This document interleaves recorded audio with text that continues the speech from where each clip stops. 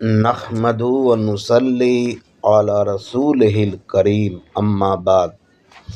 اہل حدیث اور جماعت اسلامی کا مقصد اپنے امام کی فکری نظریات کو عام کرنا ہے، جو اجماع امت کے متضاد ہے۔